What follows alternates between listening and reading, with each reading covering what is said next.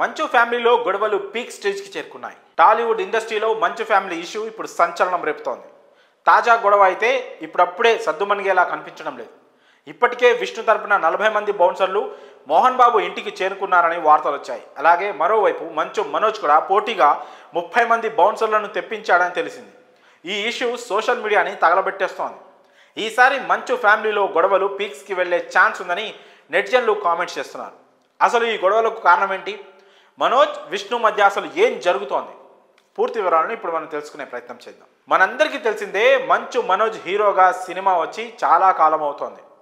దాదాపు 7 సంవత్సరాల నుంచి మనోజ్ నుంచి సినిమా రాలేదు.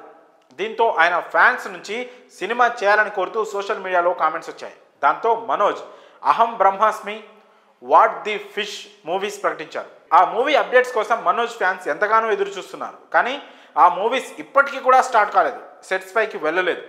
షూటింగ్ చాలా డిలే అవుతుంది. ఆ సినిమాల నుంచి కేవలం పోస్టర్స్ మాత్రమే విడుదలయ్యాయి.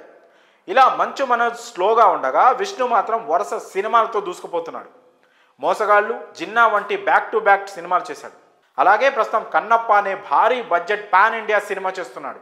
అయితే వీరి మధ్య గొడవలకు కారణం మనోజ్కి ఫ్యామిలీ నుంచి సపోర్ట్ లేదనే కామెంట్స్ సోషల్ మీడియాలో ఎక్కువగా వినిపిస్తున్నాయి. విష్ణు సినిమాలకు మోహన్ బాబు బడ్జెట్ ఇస్తున్నారని, మనోజ్ సినిమాలకు మాత్రం ఇవ్వడం లేదని తెలుస్తోంది.